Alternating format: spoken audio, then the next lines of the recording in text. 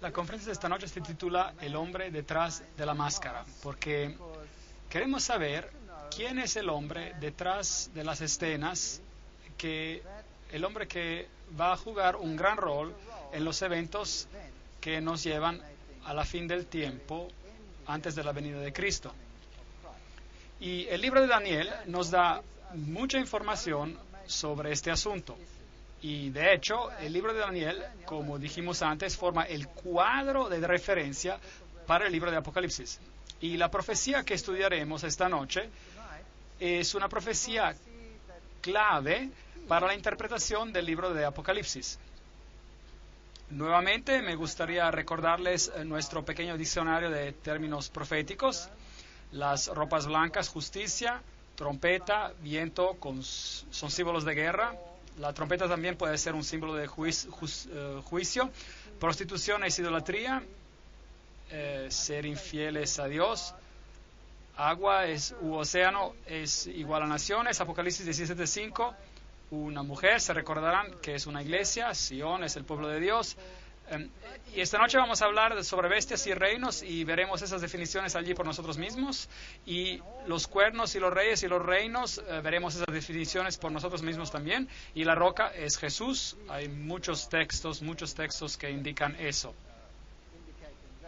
Así que veamos esta visión esta noche en Daniel capítulo 7. Es una de las visiones más tremendas en la Biblia. Realmente es asombrosa y bastante de susto también. En el primer año de Belshazzar, rey de Babilonia, así que la visión ocurre hacia el final del reino de Babilonia, tuvo Daniel un sueño. Aquí no es el rey que tuvo un sueño, Daniel fue el que tuvo un sueño. Y obviamente Daniel nos va a dar más detalles que el rey previamente en su visión. La visión que el rey tuvo era la base de la profecía. Tuvo Daniel un sueño y visiones en su cabeza mientras estaba en su lecho, y luego escribió el sueño y relató lo principal del asunto. Así que le explicará y no tenemos que adivinar acerca de este asunto. Daniel 7, versos 2 y 3. Miraba yo en mi visión de noche y vi que los 4 vientos que vio, guerra. Vientos del cielo combatían en el gran mar. Entonces había una guerra entre las naciones. Y 4 bestias grandes, reinos otra vez, bestias, diferentes una de la otra, subían del mar. Eran diferentes una de la otra. Daniel 7, versículo 2 a 3. Así que ahora asegurémonos de que esto esté claro. Los símbolos proféticos de la Biblia, recuerda, el mar son los pueblos, las naciones, las multitudes, Apocalipsis 17:15, los vientos, dijimos que es guerra, Jeremías 49, 36 y 37, y las bestias son reinos, Daniel 7:17. Leamos esos textos para estar 100% seguros. Apocalipsis 17:15. Las aguas que has visto son pueblos, muchedumbres, naciones y lenguas. Así que aquí tenemos el primer símbolo. Vayamos a Jeremías y a ver qué podemos ver ahí.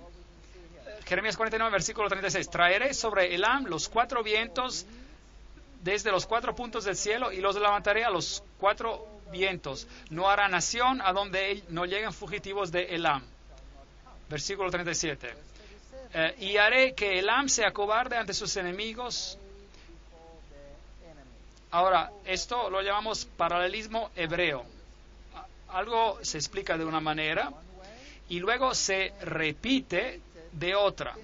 Y de esa manera los símbolos se explican de por sí mismos. Así que los 4 vientos, los que dispersan a Elam, y que Elam será acobardado antes de sus enemigos. Eso es lo que significa.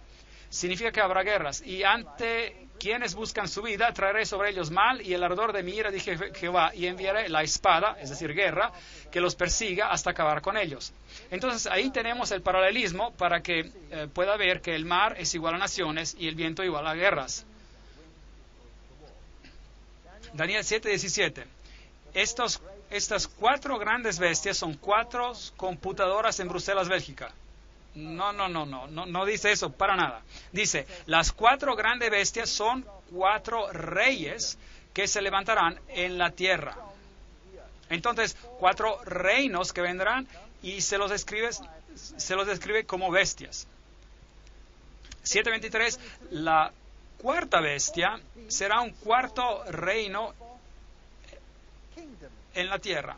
Entonces, esta es la definición bíblica. No podemos interpretar esos símbolos de ninguna otra manera, aparte de lo que la Biblia nos dice que son. Así que las 4 bestias son 4 reinos que se levantarán de la tierra. Y ahora podemos mirar a los reinos y a ver a dónde vamos. La primera bestia era como un león y tenía alas de águila.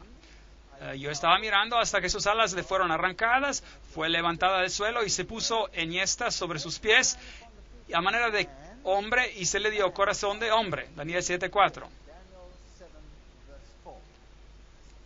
Ahora, el primer reino que tuvimos en Daniel capítulo 2, la cabeza de oro, Daniel lo identificó como ¿qué? Como Babilonia. La primera bestia que vemos aquí es el león con alas de águila, que de hecho era el símbolo, uno de los símbolos de Babilonia. Y lo que es fascinante aquí es que a esta bestia se le hizo que se parara de pie como un hombre y con corazón de hombre le fue dado. Esto es un sistema, un reino que exalta lo humano sobre lo divino. Esta es la apostasía máxima contra Dios, poniendo el hombre en el lugar donde Dios debería que estar. Y veremos, mientras continuemos en estas series de conferencias, que los eventos finales también culminan con este mismo asunto. El hombre siendo puesto donde lo divino tendría que estar. Así que Bab-el, como les dije anteriormente, Babel, Bab es la puerta, El es Dios, un portal, una puerta hacia Dios, es otro camino hacia Dios, otro camino aparte del camino que se nos prescribe en la Biblia. Entonces, aquí está este poder que se levantará y representa a Babilonia, y es análogo a la cabeza de oro de 605 a 539 a.C., duró este reino. Echemos un vistazo a Jeremías para el simbolismo. Jeremías 4, versículo 7. Un león sube de la espesura. El destructor de naciones está en marcha. Ha salido de su hogar para poner tu tierra en desolación. El profeta aquí está hablando de Israel, de Jerusalén. Tus tierras quedarán desoladas y sin morador.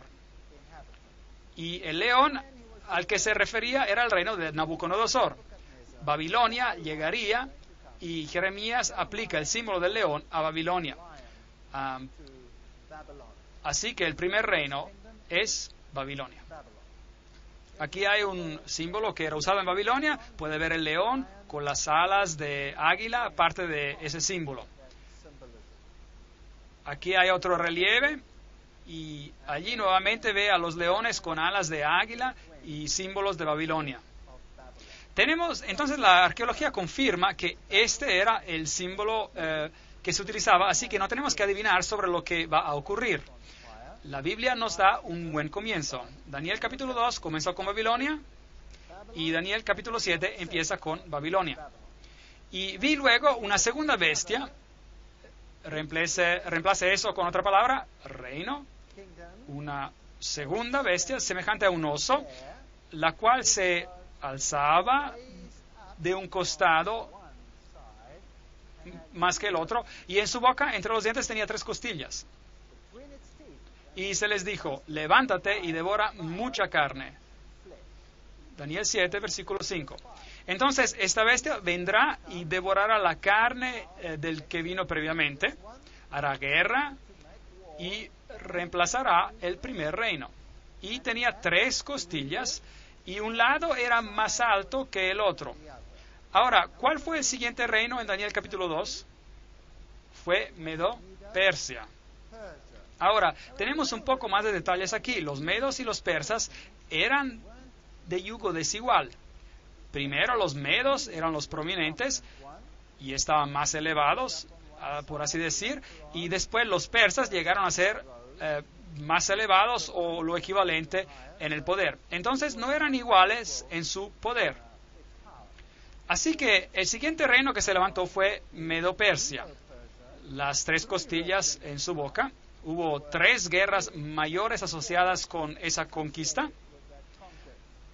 Entonces los medo-persas representan, aquí hay una analogía con los brazos y pecho de plata, y ellos reinaron de 539 hasta 331 a.C. Y aquí están las conquistas que ellos hicieron.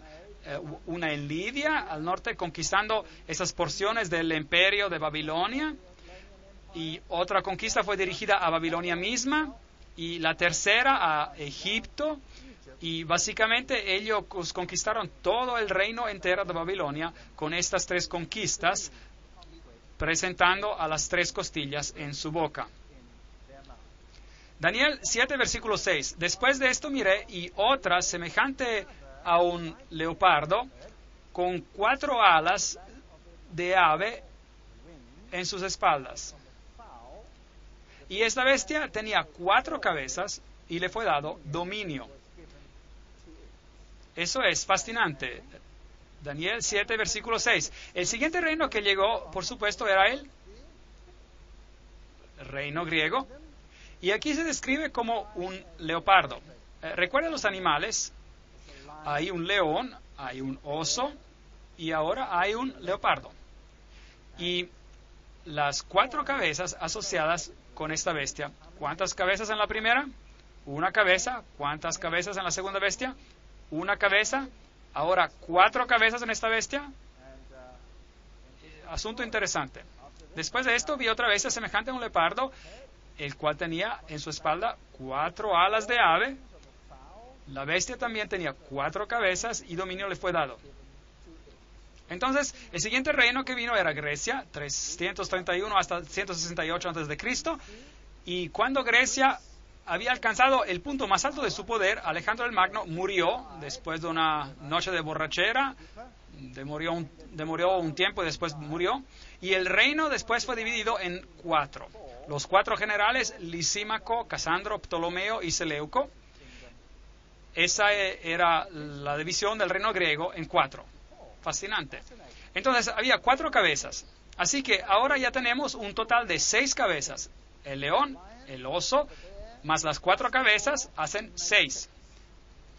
Después de esto, Daniel 7, versículo 7, después de esto miraba yo en las visiones de la noche y vi la 4ª bestia, espantosa, terrible y en gran manera fuerte, la cual tenía unos grandes dientes de hierro. ¿Se acuerdan del símbolo del hierro?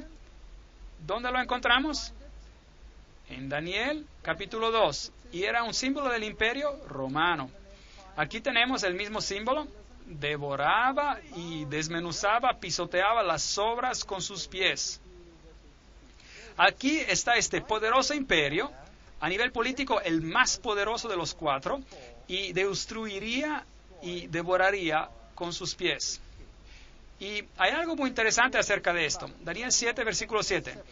Era muy diferente de todas las bestias que había visto antes de ella. Y tenía 10 cuernos. Bueno, no hay un número de cabezas mencionadas aquí, así que suponemos que tiene solo una cabeza con 10 cuernos. Entonces, si cuentas todas las cabezas de las bestias en Daniel capítulo 7, ¿cuántas cabezas tenemos? Tenemos 7 cabezas. 7 cabezas. Ahora, la bestia que encontraremos en el libro de Apocalipsis tiene 7 cabezas. Y la bestia en el libro de Apocalipsis con las 7 cabezas también tiene todos los componentes de las bestias mencionadas aquí en Daniel capítulo 7. Así que tenemos que saber lo que representan cada una de estas cabezas y qué filosofías están asociadas con esos periodos de tiempo. Ahora, esta bestia en particular era también diferente de todas las bestias que había visto ante ella y tenía 10 cuernos. Ahora, los 10 cuernos, como vimos en las definiciones, también serían reinos. Versículo 24 dice, los 10 cuernos significarían que de aquel reino se levantarían 10 reyes. Entonces, de Roma, 10 reinos se levantarían. Y tras ellos se levantará otro. Entonces, después de que los 10 se levantaron, después de que Roma se dividió en 10, otro reino se levantaría,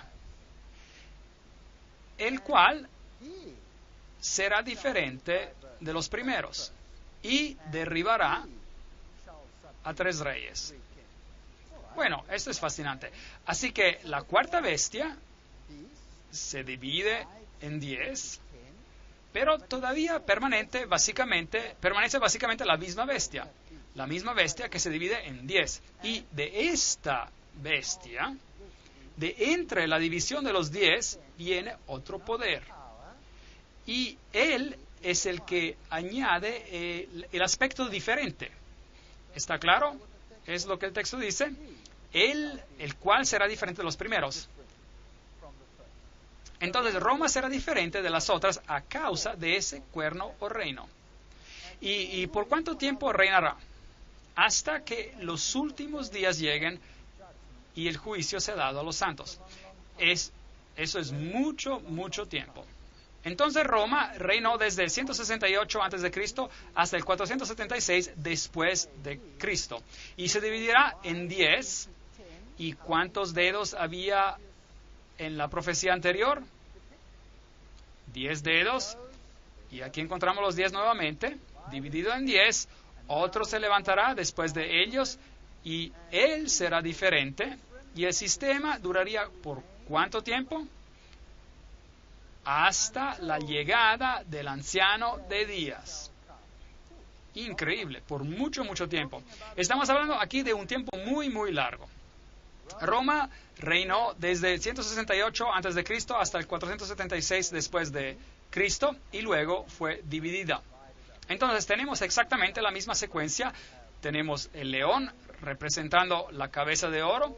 Luego tenemos el oso representando los brazos y pecho de plata. Tenemos este leopardo con 4 cabezas representando la cadera de bronce. Y luego tenemos la terrible bestia representando las piernas de hierro. Y luego los 10 dedos que se dividen en 10. Y también este cuerno que será diferente porque otro se levantará después de ellos, como hemos dicho. Entonces eso es lo que tenemos hasta aquí. Daniel capítulo 7 versículos 19, 20 y 23. Entonces tuve el deseo de saber la verdad acerca de la cuarta bestia, que era diferente de todas las otras. Espantosa en gran manera, que tenía dientes de hierro y unas uñas de bronce. Así que había un elemento de bronce en la cuarta bestia. El bronce es un componente muy importante. De hecho, el imperio griego fue básicamente incorporado por Roma. La filosofía griega estaba a la base del imperio romano. Y de hecho, cuando Roma se dividió en 2 piernas, una era el imperio bizantino y la otra era el imperio de Occidente, y el imperio era gobernado por Constantinopla, y fue allí donde la filosofía abundaba, la filosofía griega. La filosofía griega era la filosofía de esos tiempos. Entonces, allí está el elemento de bronce, uñas de bronce, y que agarraban. Y más tarde, es interesante saber que encontraremos estas uñas otra vez. Y devoraba y desmenuzaba y pisoteaba las sobras con sus pies. Daniel quería saber acerca de esta cuarta bestia terrible. La cuarta bestia, se nos dice en el versículo 23, será un cuarto reino en la tierra, el cual será diferente de todos los otros reinos, y a toda la tierra devorará. ¿Cuánto de la tierra? Toda la tierra. Trillará y despedazará. Ahora, tomó Roma en su forma original. ¿Tomó toda la tierra? ¿Sí o no? No. No. ¿Y qué hay de China, Japón, y las Filipinas o Australia, o Suráfrica, o los Estados Unidos, o Suramérica? ¿Y qué hay acerca de esas áreas? ¿Gobernó Roma sobre esas áreas, sí o no? Obviamente que no. Pero acuérdese de que la profecía no dice que Roma se acaba como reino. La profecía dice que Roma se dividió en 10 y que otro reino se levantará después de estos 10 y que reinará ¿hasta cuándo? Hasta los últimos días. Hasta que el anciano de días viene. Hasta que viene el anciano de días. Así que la profecía todavía puede ser cumplida en ese contexto. ¿Tiene sentido? Ok, muy interesante esto. Entonces aquí tenemos a este poderoso imperio romano, y eso es lo que la Biblia dice, habría estos reinos. Y los 10 cuernos se levantarían, 10 reinos que representan a los 10 dedos, desde el año 476 hasta la segunda venida de Cristo. Estos poderes, de alguna manera, continuarían. Y el pequeño cuerno, después de él, se levantaría más tarde. El reino sería el elemento diferente en la bestia. Y él reinaría hasta que el anciano de días llegara. Versículo 2, Daniel capítulo 2, versículo 44. Se recuerda que hablamos acerca de los 10 dedos, que son el equivalente de los 10 cuernos. En los días de estos reyes, el Dios del cielo levantará un reino que no será jamás destruido, ni será el reino dejado a otro pueblo. Desmenuzará y consumirá a todos estos reinos, pero él permanecerá para siempre. Así que tenemos un paralelo perfecto entre Daniel capítulo 2 y Daniel capítulo 7. Ahora, Daniel se preguntaba acerca de esto.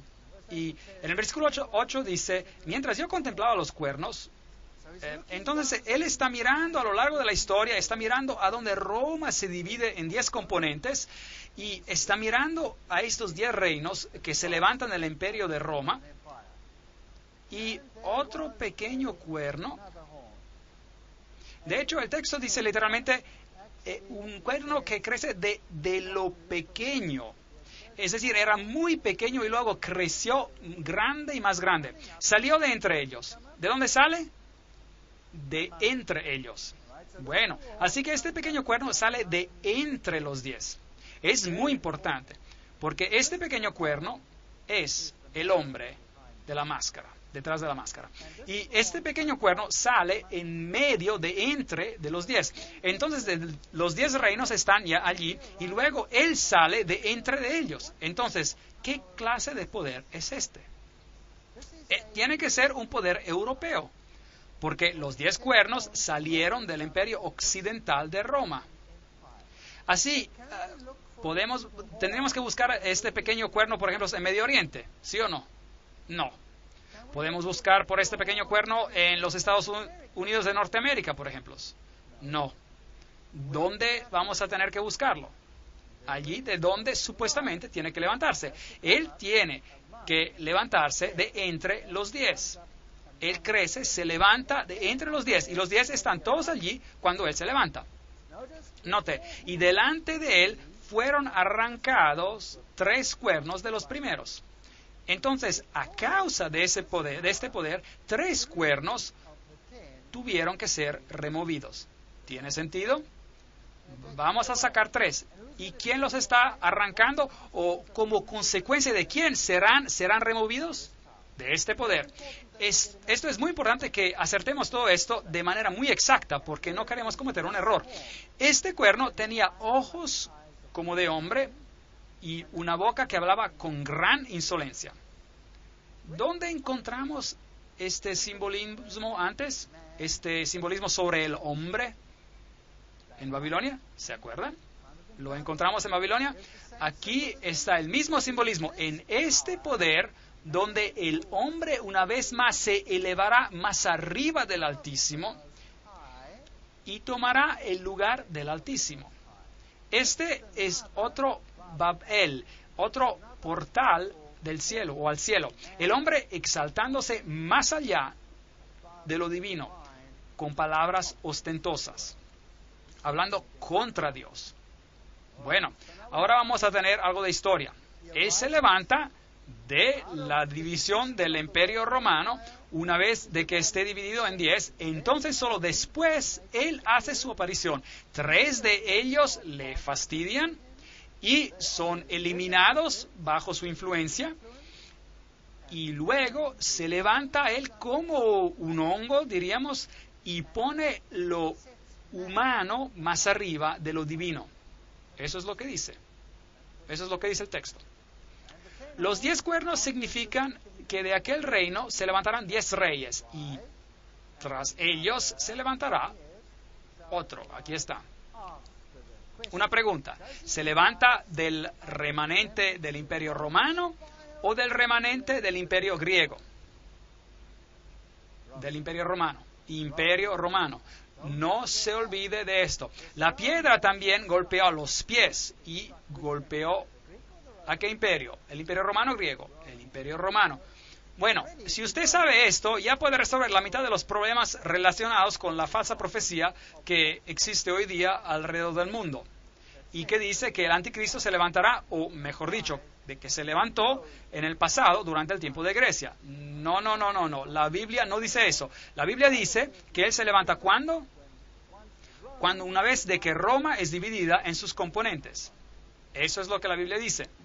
Y gobierna hasta que el anciano de días llega. ¿Ya está entre nosotros este poder? Bueno, debería de estar aquí. Seguro, él debe estar ya aquí. ¿Y las personas están esperando por él? Seguro, pero ¿para qué? No deberíamos estar esperando, deberíamos ser capaces de decir, allí está. Eso es muy interesante. Y acá dice, y él será diferente de todos los otros. Entonces, el aspecto diferente de la cuarta bestia es causado ¿por quién? Por él mismo. ¿Y por qué diferente?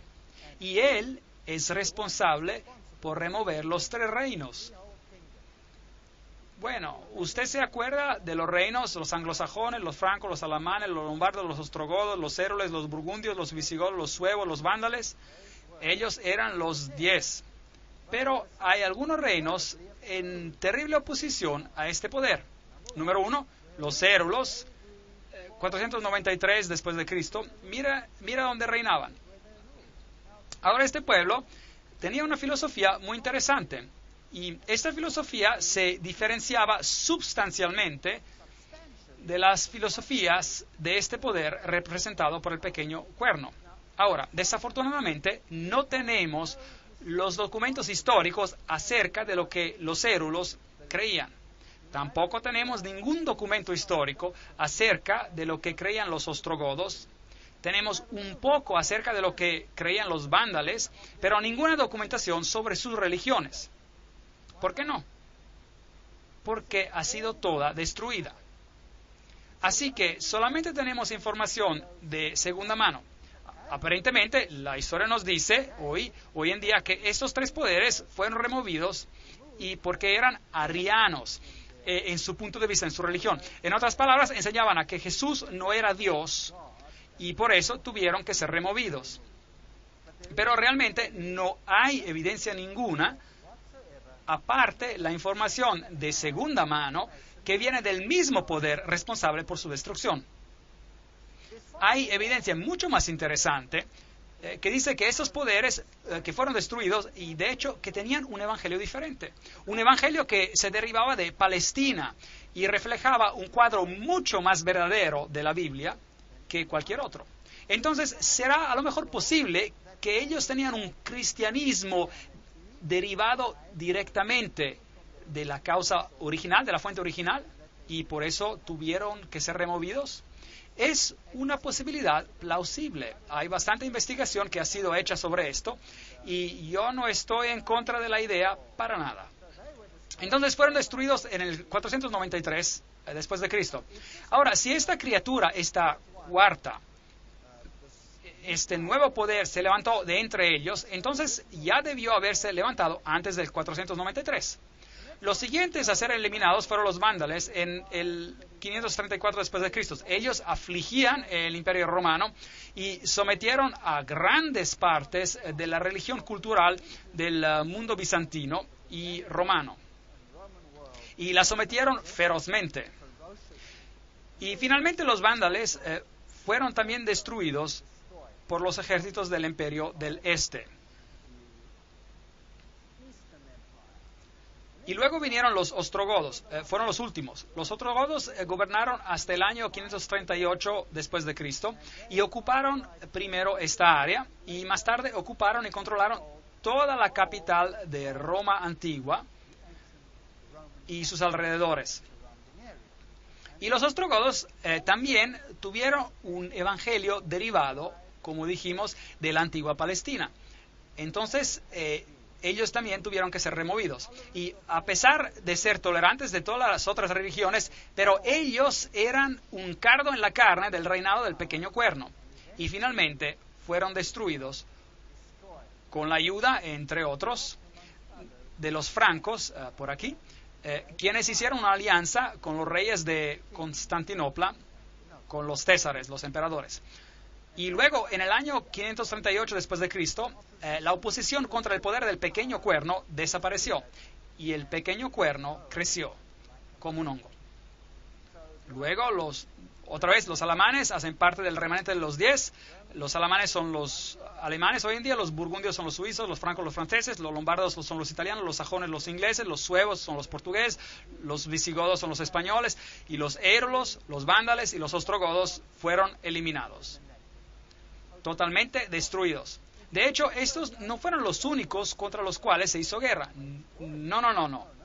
Los visigodos, por ejemplo, probablemente muy relacionados a los ostrogodos, tenían sentimientos similares. Y hubo muchas guerras y mucha subyugación por aquí antes de que este también se alineara, digamos, con el pensamiento del poder del pequeño cuerno. El más grande aliado del reinado del pequeño cuerno eran los francos, que hoy en día son los franceses. Y los primeros en adoptar este rol, el primero en adoptar este rol fue Clovis o Clodoveo, y Clodoveo vendrá a la historia como el hombre de que más que otro ayudó al reino del pequeño cuerno a llegar a la realización. Ahora, Daniel 7, versículo 9. Estuve mirando hasta que fueron puestos unos tronos y se sentó un anciano de días.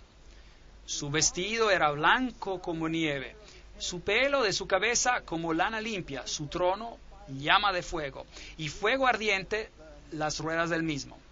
Entonces Daniel está mirando los eventos de la tierra, que parecen moverse todos alrededor del reinado de este pequeño cuerno, y ve de repente una escena del gran juicio ocurriendo en el cielo. Y el versículo 10 dice, el juez se sentó y los libros fueron abiertos. Entonces había una escena de juicio que él ve.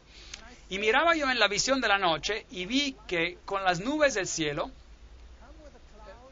eso es un acrónimo por los ángeles, veremos eso más tarde en una conferencia, veniendo en las nubes del cielo, venía uno como un hijo de hombre que vino hasta el anciano de días y lo hicieron acercarse delante de él. Versículo 13. Entonces, esta no es la venida de Cristo a la tierra, esta es la escena que ocurre en el cielo, mientras el poder del pequeño cuerno domina aquí en la tierra. Entonces, el juicio está listo para empezar en el cielo. Y le fue dado a este hijo del hombre dominio, gloria y reino para que todos los pueblos, naciones y lenguas lo sirvieran. Su dominio es dominio eterno que nunca pasará y su reino es uno que nunca será destruido. Versículo 14. Así que tenemos un contraste aquí. Por un lado tenemos un reino establecido en la tierra y su poder y su sede se encuentran con el cuerno pequeño. Y por otro lado, del otro lado tenemos un juicio que está ocurriendo donde todo el poder será dado a Cristo. Así que tenemos a dos poderes opuestos uno al otro. Cristo, el vencedor al final, y el anticristo, trabajando uno contra el otro. Uno estableciendo un reino sobre esta tierra y el otro estableciendo un reino eterno que nunca será destruido. Y después recibirán el reino de los santos del Altísimo lo recibirán y poseerán el reino hasta el siglo eternamente y para siempre. Daniel 7, versículo 18. Hermoso simbolismo, muy poderoso. Ahora, echemos un vistazo a las referencias de Pablo sobre el hombre de pecado. En 2 de Tesalonicenses, capítulo 2, versículos de 1 a 10, Pablo describe cuándo este poder del anticristo, se levantará. Y dice, con respecto a la venida de nuestro Señor Jesucristo y nuestra reunión con Él, os rogamos, hermanos, que no os dejéis mover fácilmente de vuestro modo de pensar, ni os conturbéis, ni por espíritu, ni por palabra, ni por carta, como si fuera nuestra, en el sentido de que el día del Señor está cerca. Ve, algunos estaban enseñando hasta en los días de Pablo de que la venida del Señor estaba cerca. Y algunos predicaban de que Cristo ya estaba reinando. Y Pablo dice, no. Hay cosas que primero deben pasar. Así que el día de Cristo todavía no está aquí, les dice. Nadie os engañe de ninguna manera, pues, es decir, la venida del Señor, pues no vendrá sin que antes venga la apostasía. Así que primero la iglesia tiene que entrar en apostasía y que, dice Pablo, y que se manifieste el hombre de pecado, el hijo de perdición. Solo 2 hombres en la Biblia son llamados hijos de perdición. Solo 2. Uno es el hombre de pecado y el otro era Judas. Ahora, ¿cómo traicionó Judas a Jesús? Por un beso. Lo traicionó por un beso. Ustedes ven, Judas pretendía ser aún uno de ellos y él traicionó a Jesús. Este otro poder, ¿cree usted que quizás también va a pretender ser uno de ellos y va a traicionar a Jesús con un beso? ¿Piensa que esto sea posible y que se haga de manera más extensa? Entonces, que nadie os engañe de ninguna manera, dice Pablo, pues no vendrá sin que antes venga la apostasía de la iglesia, y que se manifieste el hombre del pecado y el hijo de perdición, el cual se opone y se levanta contra todo lo que se llama Dios o es objeto de culto, tanto que se sienta en el templo de Dios como Dios, haciéndose pasar por Dios. Entonces, aquí hay un poder que se asume un poder de gran presunción. De hecho, este poder va a decir, yo soy otro Dios en esta tierra. Y la salvación es por medio de mí. Pero este poder va a ser un poder sutil, que funciona como funcionó Judas, exactamente como lo hizo Judas. Y este es el espíritu del anticristo, el cual vosotros habéis oído que viene, y que ahora ya está en el mundo. Primera de Juan 4, versículo 3. Entonces, pensemos en este momento. Si el espíritu del anticristo ya estaba en el mundo en los tiempos de Juan, y si Pablo nos dice, vendrá una apostasía y luego este hombre de pecado será manifestado, entonces este hombre de pecado ha estado entre nosotros desde esos tiempos. Así que ya vimos que no pudo haber salido del imperio griego, porque sale del cuarto imperio, y tampoco puede venir en algún tiempo futuro de una tribu de Palestina. ¿Correcto? ¿Están de acuerdo conmigo? Bueno, si eso es correcto, entonces todo el cristianismo debe estar equivocado sobre este asunto. Porque la mitad del cristianismo enseña que el anticristo vino en el pasado y su nombre era Antíoco Epifanes el cuarto y él era un rey griego. No, la Biblia dice que sale de la cuarta bestia, de hecho después de la decadencia de la cuarta bestia y su división en 10.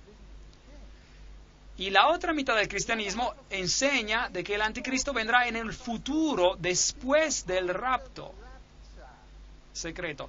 Aquí hay un problema, porque entonces este poder no tiene nada que ver con la historia cristiana. Pero aquí se nos dice que ya estaba en el mundo, actuando de manera secreta en la iglesia cristiana primitiva. Así que ninguna de esas dos posiciones puede ser correcta.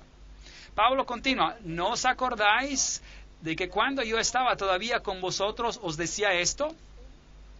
Y ahora vosotros sabéis lo que lo detiene, a fin de que a su debido tiempo se manifieste. Entonces, algo está deteniendo este poder para que se levante, algo está deteniendo este poder. Ya está en acción el ministerio de la iniquidad, así que este poder, este misterioso poder de iniquidad, ya estaba actuando en el mundo en los tiempos de Pablo, es lo que dice acá el texto.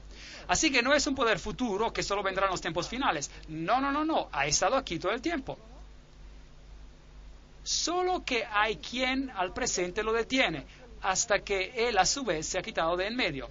O leamos la versión castellana que dice, como también os hablé de un poder que le impide manifestarse y que no se lo permitirá mientras no llegue el momento oportuno. Entonces, había un poder deteniendo el pequeño cuerno para que no se manifestara. Y Pablo les había dicho quién ese poder era. Recuerden que les dije estas cosas, pero Pablo no lo menciona aquí en la carta. Y entonces se manifestará aquel impío a quien el Señor matará con el espíritu de su boca y destruirá con el resplandor de su venida. Entonces, este poder está revelado cuando lo que lo detiene se ha quitado de en el medio, o el poder que lo detiene se ha quitado de en medio, y este poder será destruido por la segunda venida de Cristo. El advenimiento de este impío, que es obra de Satanás, irá acompañado de hechos poderosos, señales y falsos milagros. Una historia muy interesante. Y con todo engaño de iniquidad para que los que se pierden, por cuanto no recibieron el amor de la verdad para ser salvos. Es posible de que este sistema engañará al mundo en aceptar una forma de evangelio que está basada en valores humanos y no en valores divinos. Y en criterios humanos y no en criterios divinos. ¿Es posible? Aquí tenemos un punto en el cual Pablo, y leemos en el Romanismo y la Reforma por Gratian, en que Pablo afirma la existencia del conocimiento en la iglesia cristiana. La iglesia primitiva sabía, él dice, cuál era el poder que detenía. La iglesia primitiva nos dice que sabía acerca de ese tema y nadie en estos días puede estar en posición a contradecir el testimonio de lo que Pablo, por palabra de su boca, dijo a los tesalonicenses. Es un punto sobre el cual solo la tradición antigua tiene autoridad. Especulación moderna está totalmente fuera de lugar en este asunto. Hoy las personas están diciendo, bueno, ¿qué pudo haberlo detenido? Quizás el Espíritu Santo deteniéndolo. ¿Por qué lo detendría el Espíritu Santo? Había un poder deteniéndolo y cuando ese poder es removido, el anticristo se levanta y él permanece hasta que el Señor venga. Entonces, ¿qué sabían los padres de la iglesia, pues? ¿Qué les dijo Pablo verbalmente? ¿Qué les dijo que pero no le escribió? Bueno, vamos a ver a los padres de la iglesia primitiva. Tertuliano, en la Resurrección, apologista cristiano del 200 a.C., dice: aquel que ahora detiene debe detener hasta que sea quitado de en medio. ¿Qué obstáculo hay sino el Estado romano y su debilitamiento siendo disperso en 10 reinos introducirá al anticristo? Entonces, eso era lo que creían los padres de la iglesia primitiva, que cuando el Estado romano se fuera, el anticristo sería revelado. ¿Eso es bíblico de acuerdo con Daniel capítulo 7? Absolutamente sí. Cuando Roma se divide en 10, cuando el Estado romano desaparece, el anticristo será revelado. Eso es lo que los padres de la iglesia primitiva creían. Aquí hay otro padre, Juan Crisóstomo, homilia a la segunda de Tesalonicenses 2. Él era el obispo de Constantino en 390 y dice: solo hay uno que impide ahora hasta que él sea quitado de en medio. Es decir, cuando el imperio romano sea quitado del medio, entonces él, el anticristo, vendrá. Aquí hay otro, Edward Elliot, que escribe un comentario sobre el Apocalipsis en 1862 y dice: tenemos el testimonio concordante de los primeros padres, desde Ireneo, el discípulo de San Juan, hasta Crisóstomo y Jerónimo, y ellos sobreentendían que ese poder era el poder imperial que gobernaba y residía en Roma. Entonces es algo simple: cuando Roma cae, el anticristo vendrá. Mientras los césares mantuvieron el poder imperial, era imposible que el predicho anticristo se levantara. A la caída de los césares se levantaría. Aquí, otra fuente. Pablo no identificó el poder que detenía, poder que ellos sabían de ser Romas, por temor a represalias. Recuerde que la iglesia cristiana estaba bajo persecución por Roma. Aquí hay otra cita. Entonces Pablo no dijo: cuando cae Roma, él vendrá. Porque si lo hubiera dicho públicamente y escrito: cuando Roma cae, él vendrá, él se hubiera puesto en graves problemas, y también la iglesia perseguida. Entonces la iglesia primitiva creía que cuando Roma hubiese caído, el anticristo se levantaría. Daniel 7 dice: se levantará cuando Roma sea dividida en 10, entonces se levantará. Entonces, este es el criterio bíblico sobre cuándo el anticristo empieza a reinar. Ahora hablaremos acerca del reino de este pequeño cuerno. Hemos aprendido hasta ahora que él se levantará ¿cuándo? Cuando Roma se divide. Hemos aprendido que él viene de esta división y que se levanta de entre los 10 cuernos. Y hemos aprendido que él será diferente de los otros. Daniel 7, versículo 24. Y este poder se quedará con nosotros hasta que Jesús venga. Esto significa que si se levantó entonces, él debe estar aquí hoy. Echemos un vistazo a los atributos dados por Daniel sobre el reino del pequeño cuerno. Número 1. Él se levanta de la cuarta bestia, Daniel 7, versículos 7 y 8. ¿Todos están de acuerdo con este punto? Él se levanta de Roma. Es de allí de donde se levanta. Es un poder romano. Número 2. Se levanta de entre los 10 cuernos. Mire a los cuernos y aquí vino uno entre ellos, uno pequeño. Entonces, él tiene que levantarse en el oeste del Imperio Romano. Es un poder europeo. No puede ser otro poder en esta tierra. Se levanta después de los 10 cuernos. Entonces, él asume su posición de poder después del 476 después de Cristo. Y tras ellos se levantará otro. Después de ellos, tras ellos, versículo 24. Y es diferente, punto número 4, de los otros cuernos, el cual será diferente de los primeros. Versículo 24. Ese es el cuarto criterio. Aquí hay otro criterio. Él se convierte en el más grande, impresionante que los otros. Este cuerno sería más impresionante que los otros. Versículo 20. Aquí hay un poder que se convierte en más grande que los otros reinos. ¿Y saben qué? No tendría que ser tan difícil ver lo que la Biblia está diciendo. Incómodo, seguro, pero no tan difícil. Este poder arranca 3 reinos, ante el cual había caído 3. Versículo 20. Este cuerno tenía ojos como de hombre y una boca que hablaba palabras contra el Altísimo. Versículo 8 y versículo 25. Entonces, se levanta al nivel donde Dios debería que estar. Número 1. Y reemplaza los preceptos divinos con preceptos humanos y planea el camino al cielo por medio del poder del hombre y no por el poder de Dios. Ese es un asunto muy, muy, muy serio. Y habla gran insolencias contra el Altísimo. Veremos esto después. Y luego él hará guerra contra los santos y quebrantará los santos. Versículo 25. Entonces este poder debió ser un poder perseguidor que peleó contra aquellos que decían que la salvación es solo por medio de Dios. Y luego otro criterio. Él cambiará los tiempos y la ley. Versículo 25. Pensará en cambiar los tiempos y la ley. Es fascinante esto. Y ahora, ¿sobre qué tiempos y qué leyes usted piensa de que Dios se preocuparía? ¿Estaría Dios preocupándose por las leyes humanas de poca importancia? No. Debe ser una modificación de la ley divina. Y los tiempos tendrán que ser tiempos que Dios ha establecido. Por ejemplo, Dios estableció el tiempo. Y fue la tarde y la mañana del primer día. Y fue la tarde y la mañana del segundo día. De tarde a tarde se medían los días. Así fue al comienzo. Luego habían fiestas y festivales y los tiempos que fueron establecidos. ¿Podría cambiar este poder todo esto? Fascinante. Ese es el criterio número 9, dado en el libro de Daniel. Daniel es muy preciso. Y él, este poder, reinará y serán entregados en sus manos hasta tiempo, tiempos y medio tiempo. Tiempo, tiempos y medio tiempo. 3 años y medio proféticos. Vamos a hablar sobre esto después. Fascinante, versículo 25. Y devorará toda la tierra.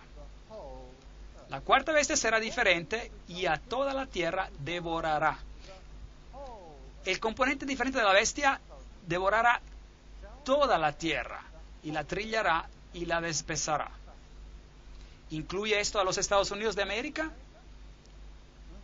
¿Y ustedes creen que ustedes, Estados Unidos, están siendo controlados por alguien más? ¿Creen que quizás ahora mismo están siendo controlados por alguien más? ¿La superpotencia de Estados Unidos?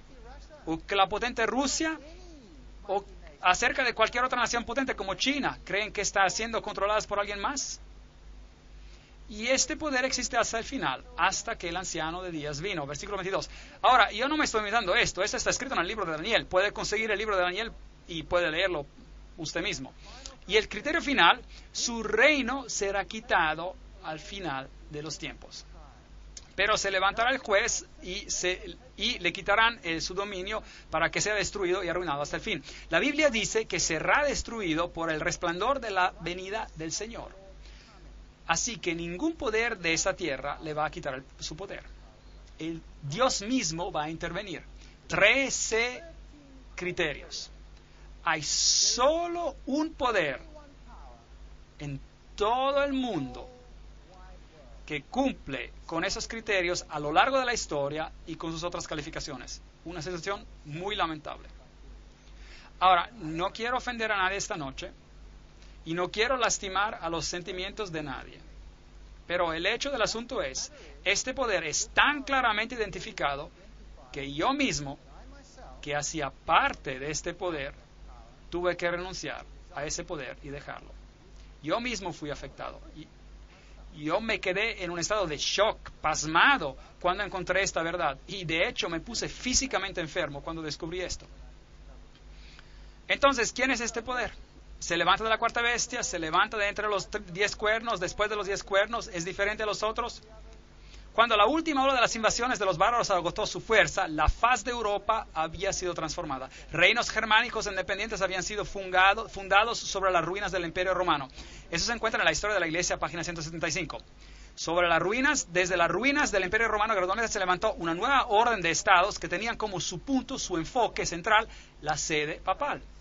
Entonces, inevitablemente, el resultado fue una orden no solo nueva, pero muy diferente de la anterior. La iglesia y las iglesias, página 42-43. Esta es una fuente católica romana diciendo que se creó una situación diferente de lo que había antes. Hay 2 teorías sobre el anticristo en el mundo hoy en día que se enseñan en casi cada iglesia del mundo.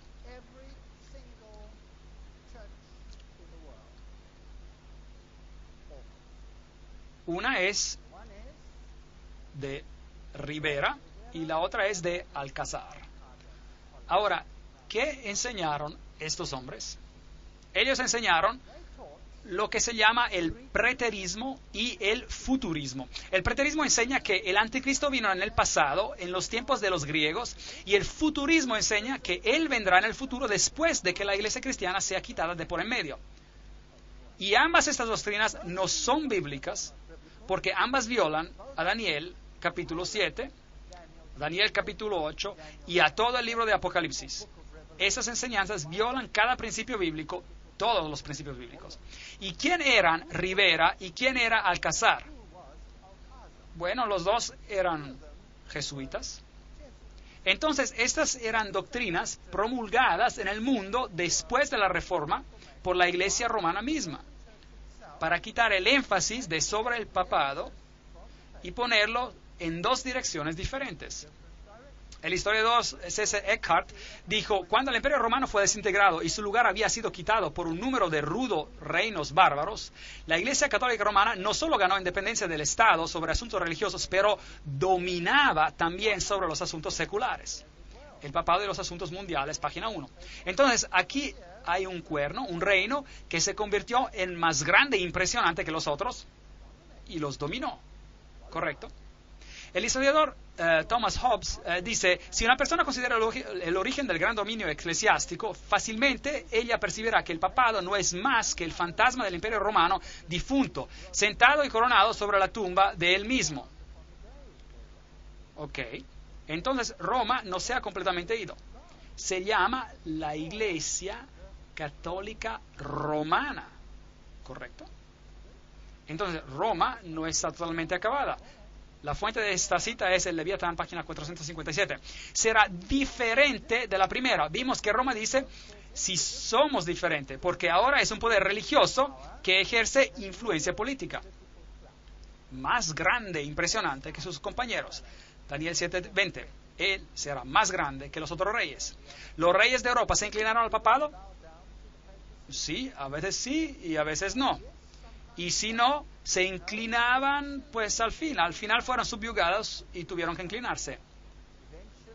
A la larga tuvieron que venir como Federico de Alemania, que tuvo que pararse descalzo en la nieve, esperando por un indulto para que se le regresara su reino.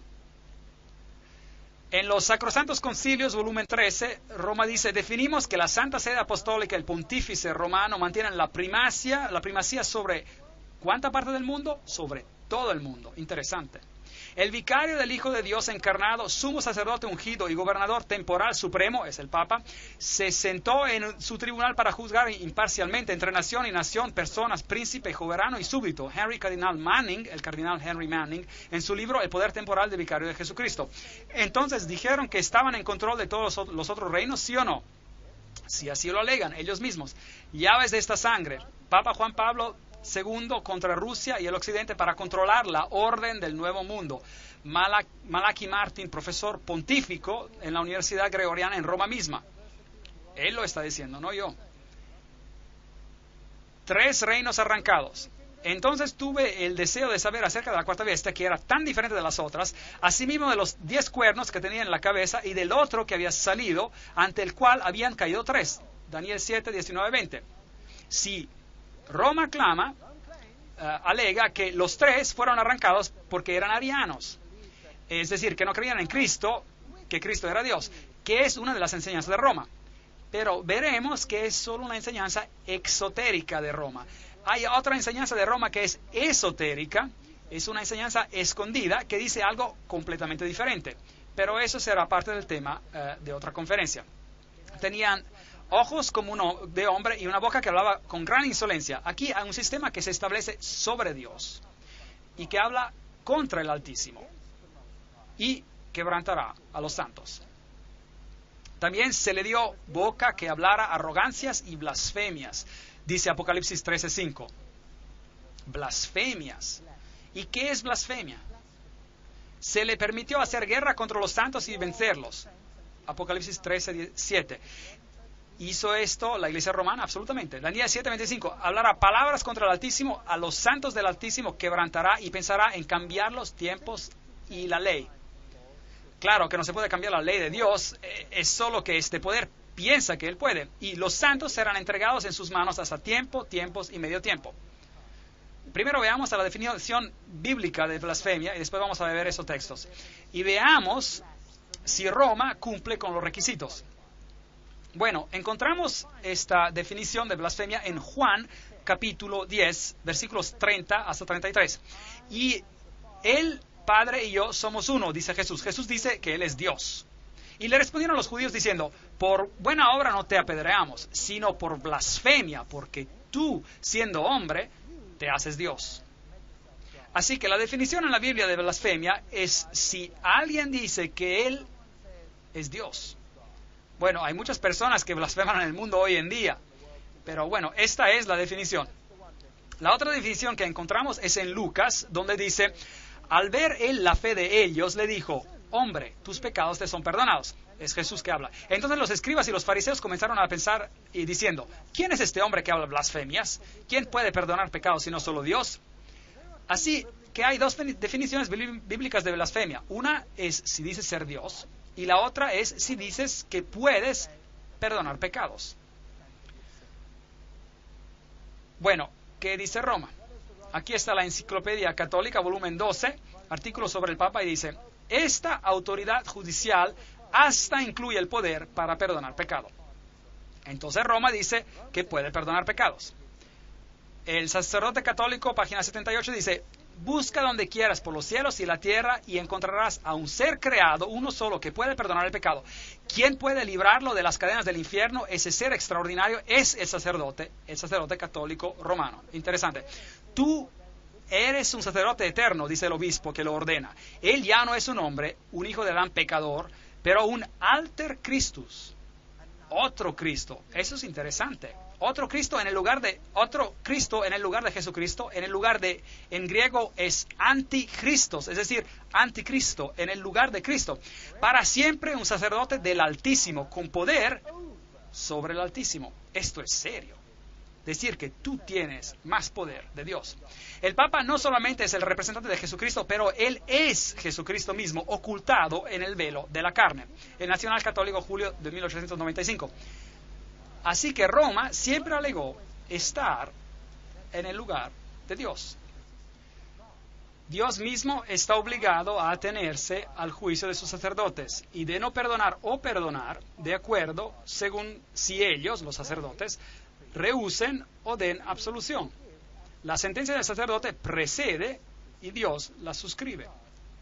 Dignidades y funciones del sacerdote, volumen 12, página 27. Increíble. Así que la Iglesia Católica dice quién está salvo y quién está perdido. Y Dios no tiene elección. Tiene que atenerse al juicio de ellos. Y si ellos dicen no, Dios no puede decir sí. Entonces, ¿quién es más poderoso, ellos o Dios? Ellos son. ¿Es esto blasfemia, sí o no? Esto es blasfemia del más alto orden. El cardenal Bellarmín dice, todos los nombres que en las Escrituras se aplican a Cristo, por virtud de los cuales está establecido que Él está sobre la Iglesia, todos los mismos nombres son aplicados al Papa. Eso significa que Él, el Papa, asume el lugar de Dios. Entonces Él cumple con esta característica. Dado en Roma desde nuestro palacio el 10 de febrero de 1817 de la jurisdicción 14 del Sacrosanto Pontífice y Padre en Cristo y nuestro Señor, nuestro Dios, el Papa León XII.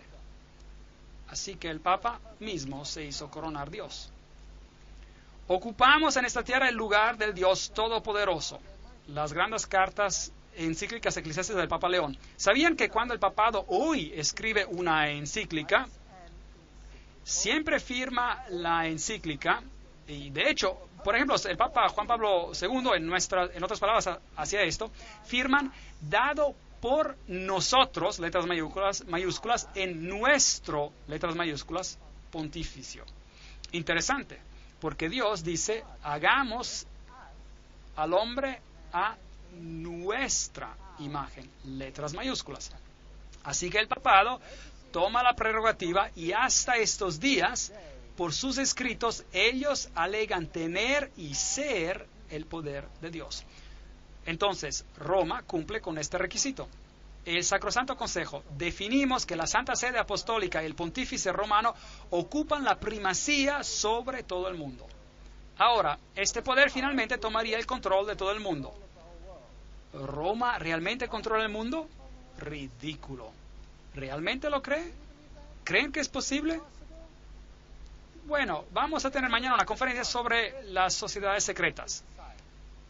Si yo fuera usted, no me la perdería.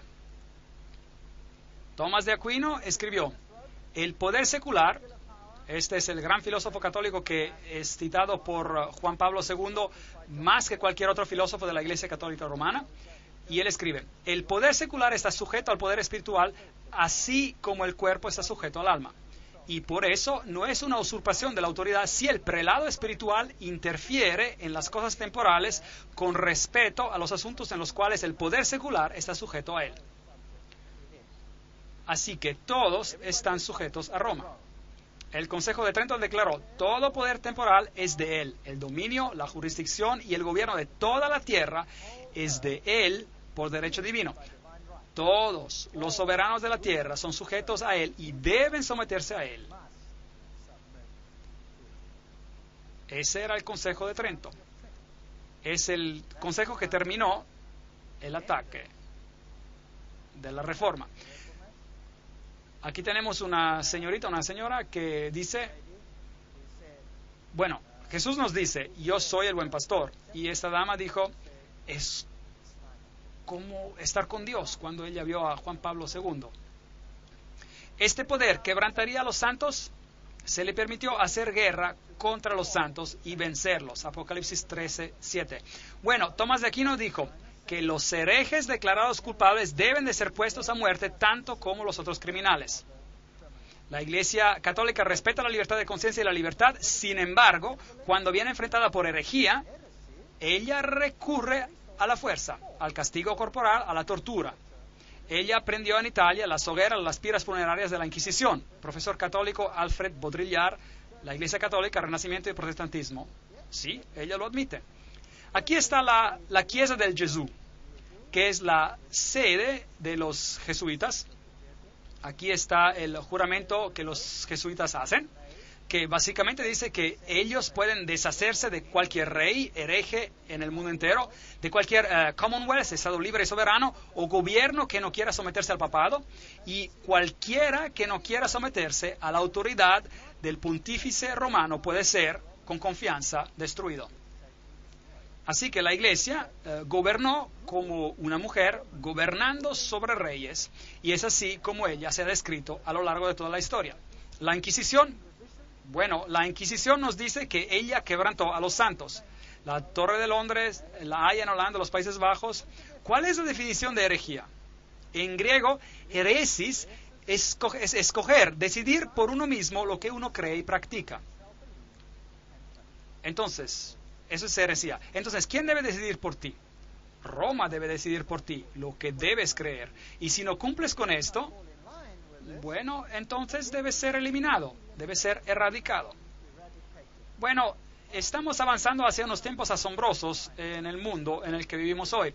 Esos son algunos de los instrumentos de torturas que ellos utilizaban. Esas tenazas terribles de aquí se abrían y se podían cerrar, y venían como dos baldes pequeños haciendo una pequeña bolita, y ellos ponían brasas allí y se arreglaban contigo de esa manera. Y te ponían estos grilletes en los tobillos, noten las puntas por dentro, esas penetraban directamente al hueso, eran bien malvados. Este iba alrededor del cuello y ellos apretaban el tornillo y el tornillo empujaba directamente en su nuez de Adán. Y de hecho, General Franco, en los 1970, en España, todavía utilizaba este instrumento de tortura. ¿Pueden imaginarse eso? ¿Cuán primitivo se puede volver uno? Y los tepos y los tornillos de mariposa y esta cosa terrible. Por aquí donde te alzaban boca abajo con tus manos atrás de la espalda y te levantaban de esta manera en alto y te colgaban del techo, y luego sujetaban esta bola en un estante alto y esta piedra pasaba a tus pies y la rodaban hacia abajo y te arrancaban tus brazos. Muy cruel lo que hacían. Esta es una representación de las hogueras, las estacas de la Inquisición, y mataron literalmente a millones y millones de personas.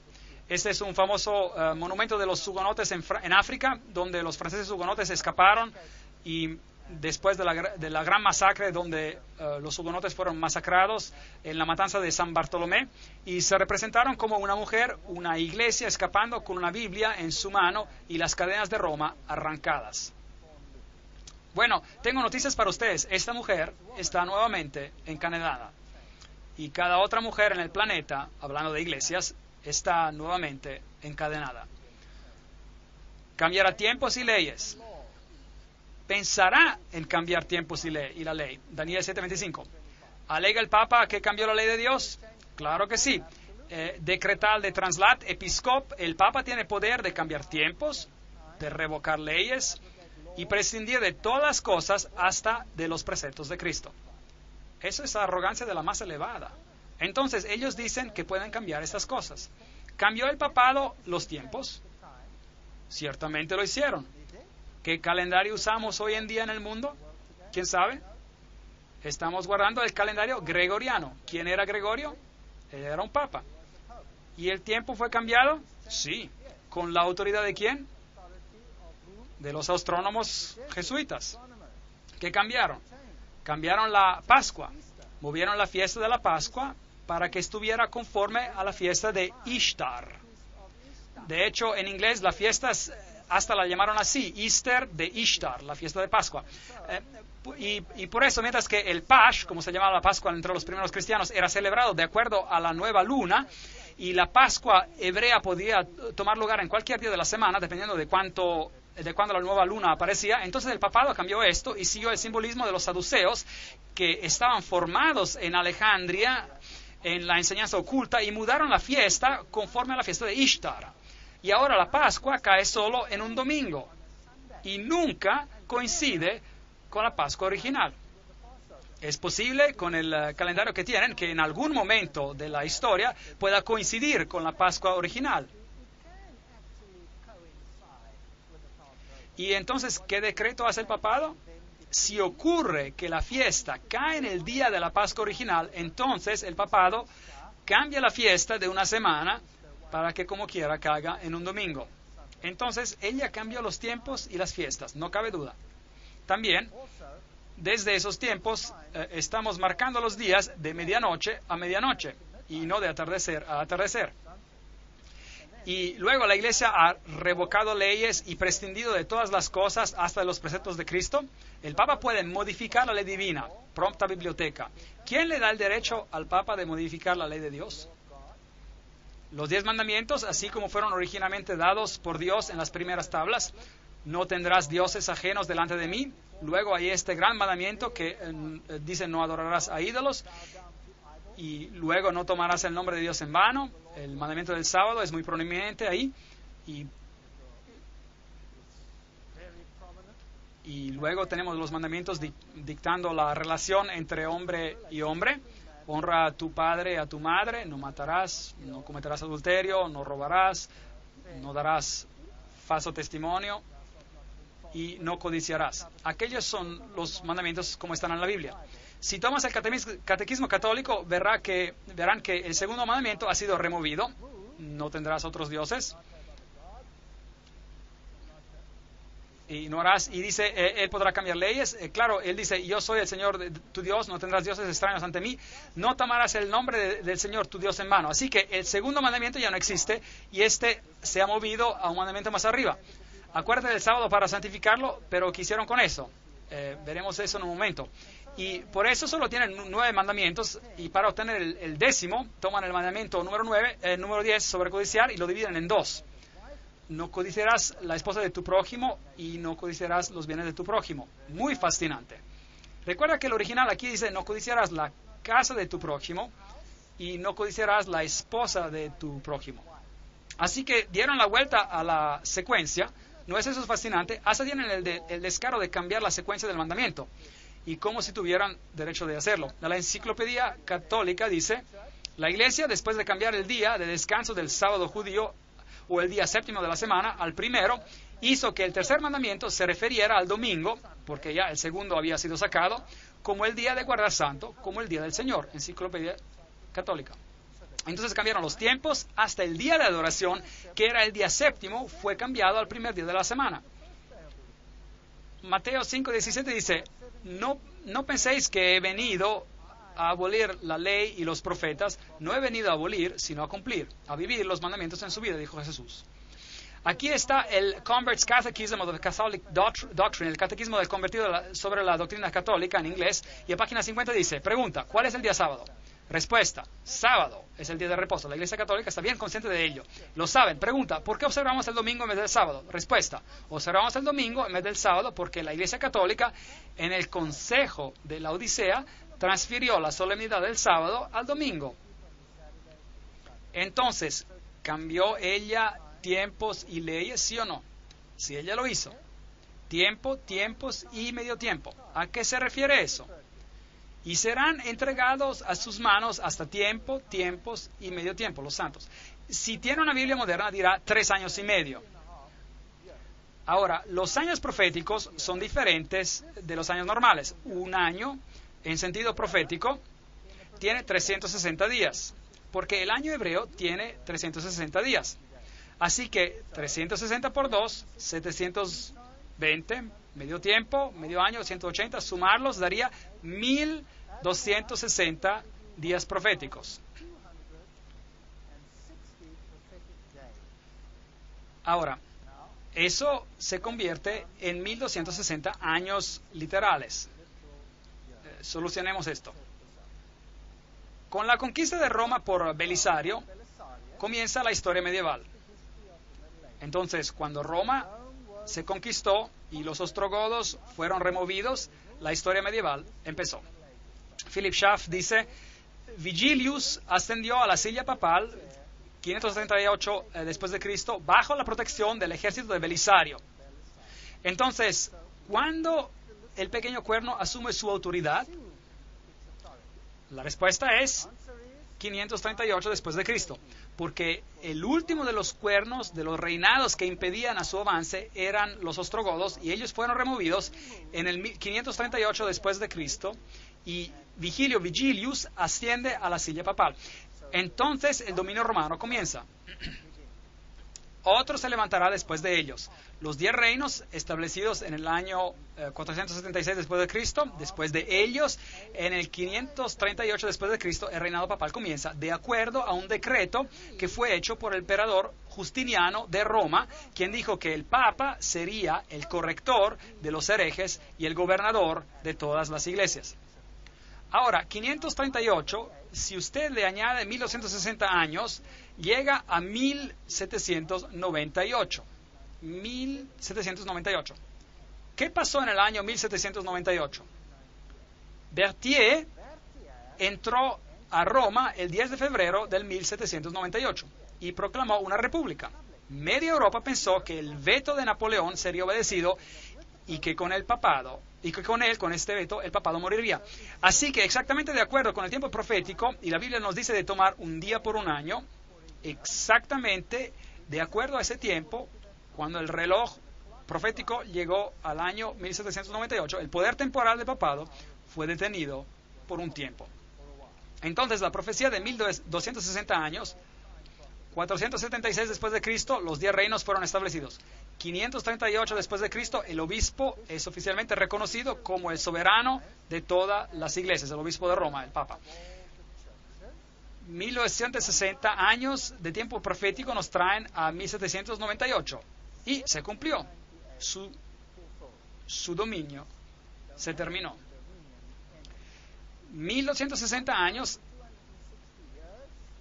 estaban basados sobre 1260 días, que es lo mismo que 3 años y medio proféticos, y que también es lo mismo que 42 meses. 42 por 30, 30 días es el mes bíblico, 42 por 30 es igual también a 1260. Ahora, en Apocalipsis 12, versículo 6 leemos, 1260 días. Esos son los 1260 días. En Apocalipsis 12, 14, un tiempo, tiempos y la mitad de un tiempo. Vea cómo Apocalipsis toma el tema de este poder y lo trae al corazón del Apocalipsis. Aquí están todos mencionados. Daniel 7:25, tiempo, tiempos y medio tiempo, refiriéndose a este poder.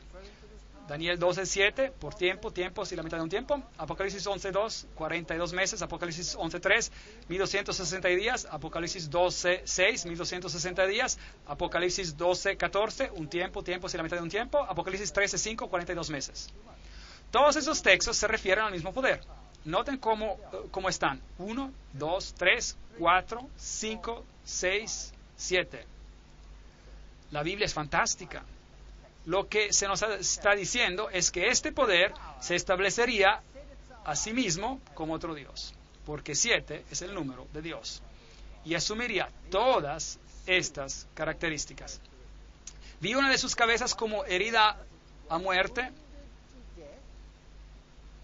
pero su herida mortal fue sanada.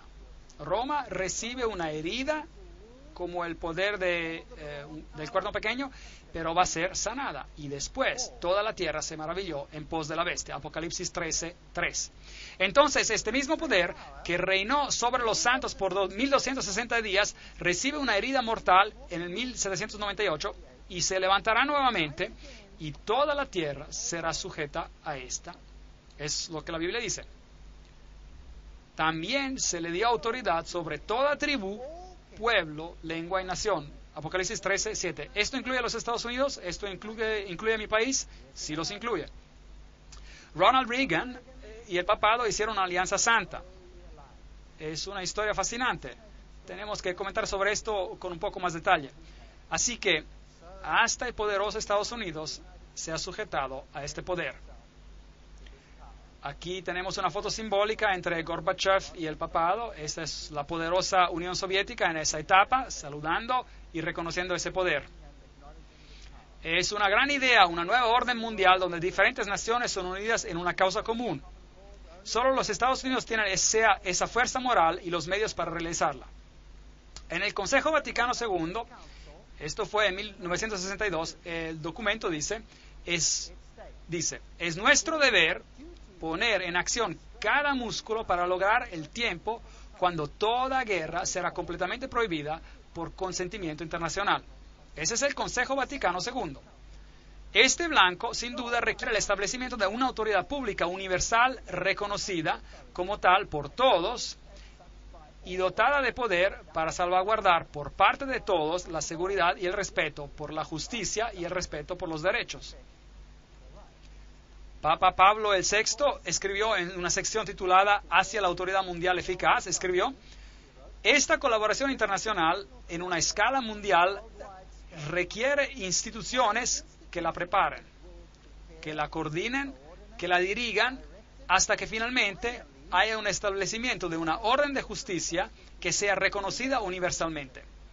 ¿Quién no ve la necesidad progresivamente de establecer una autoridad mundial capaz de actuar eficazmente en los sectores judiciales y políticos? Fascinante. ¿Y quién fue coronado soberano sobre todo el mundo?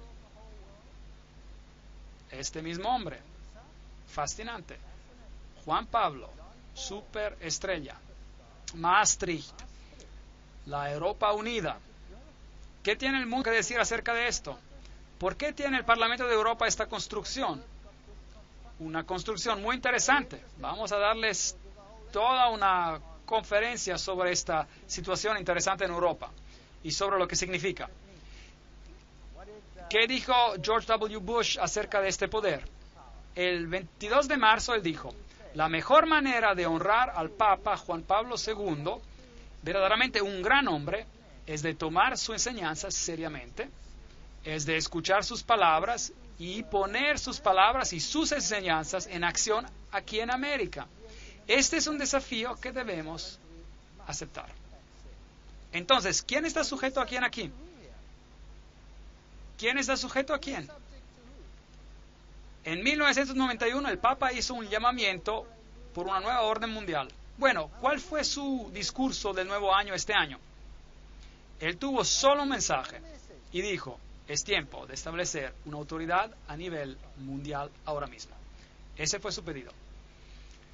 Él visitó a las Naciones Unidas y él habló por parte de todas las religiones del mundo entero. Ahora, por favor, noten que eso incluye el budismo, el hinduismo, el shintoísmo, el zoroastrismo, el protestantismo y el catolicismo y todos los demás. ¿Hay un plan? Y Gorbachev dijo: debemos ayudar a Juan Pablo II porque él tiene razón en su pedido por una nueva orden mundial. Dijo Gorbachev cuando el Papa habló en las Naciones Unidas en su aniversario de 50 años. Bueno, ¿usted piensa que sea posible que Roma pueda hacer este poder, que el Vaticano pueda hacer este poder. Pero sin duda el Vaticano parece como un poder noble cristiano, tratando de implementar los valores correctos en el mundo. ¿No parece así?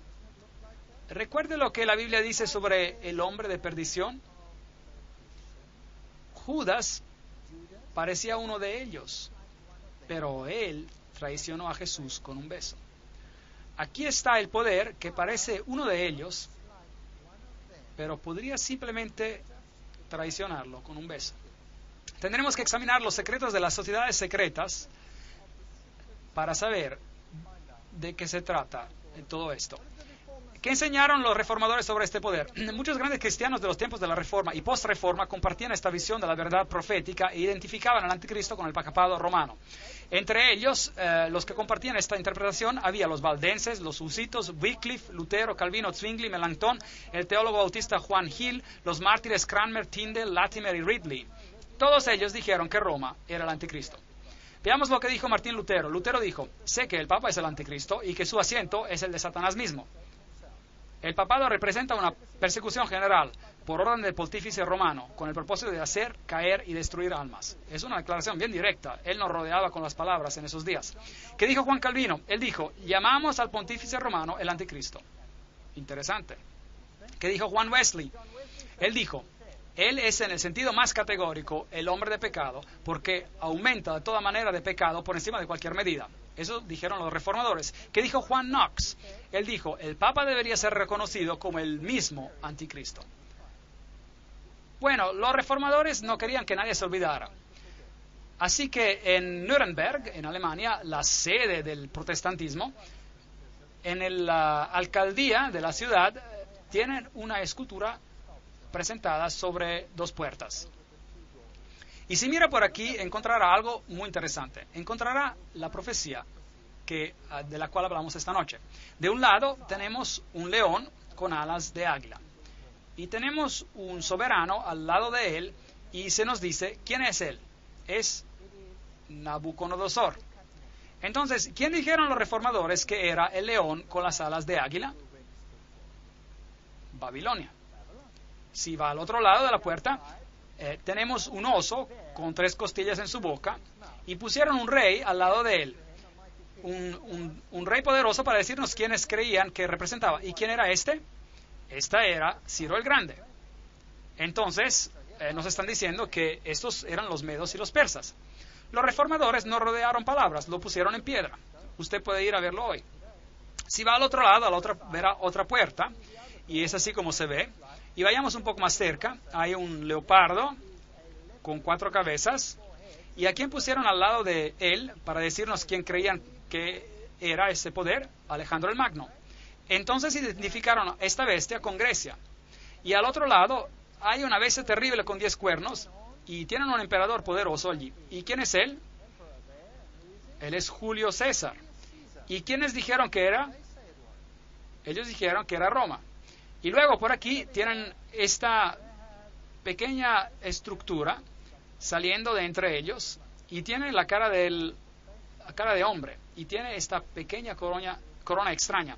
Y no dejaron misterio sobre la identidad de esta bestia. Dijeron que era Roma. ¿Quién enseña esto hoy todavía? Nadie. Nadie lo enseña. ¿Las iglesias cristianas lo enseñan? No lo hacen. De hecho, todas se han unido al movimiento ecuménico que dice: aceptamos nuevamente Roma como nuestro líder espiritual. Todas las denominaciones cristianas son parte del movimiento ecuménico, y todas ellas dicen: ponme de vueltas las cadenas. Qué triste. Nadie os engaña de ninguna manera, pues no vendrá sin que antes venga la apostasía y se manifieste el hombre de pecado, el hijo de perdición, el cual se opone y se levanta contra todo lo que se llama Dios o es objeto de culto, tanto que se sienta en el templo de Dios como Dios, haciéndose pasar por Dios. 2 Tesalonicenses 2, 3, 4. ¿Esto tiene sentido ahora? Claro que sí. Engañarán, si es posible, aún a los escogidos. Mateo 24. El vestido del cristianismo es tan perfecto que no vemos el centro del ocultismo detrás de esto. ¿Quién verdaderamente está en control aquí? ¿Quién está detrás de todo esto? ¿Qué poder está en Roma? ¿Quién es el Papa Negro? ¿Quién es Peter Hans Kulvenbach ahora? ¿Quién es él? ¿Cuál es su papel en el mundo? ¿Le gustaría saber? Entonces hemos visto, él devorará toda la tierra. Esto significa que esta red de intriga debe ser esparcida por todo el mundo y él continuará hasta el fin. Y él está aquí ahora mismo. Pero su dominio será quitado en los tiempos finales. Ahora, no estoy diciendo que cualquier católico romano que no está consciente de lo que está en la Biblia es el anticristo. Estoy hablando acerca de un sistema aquí. Este es un sistema. Hay muchos buenos católicos romanos en la Iglesia Católica que adoran a Dios de acuerdo a su mejor conocimiento y de acuerdo a la conciencia que ellos tienen. Y Dios toma el conocimiento que ellos tienen y los juzga de acuerdo al conocimiento que ellos tienen. Yo estoy hablando aquí acerca de un sistema que ha engañado hasta a sus propios miembros y se ha establecido como superior a Dios.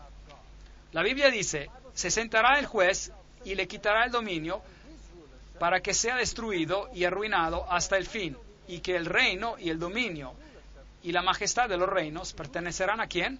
Sean dados al pueblo de los santos.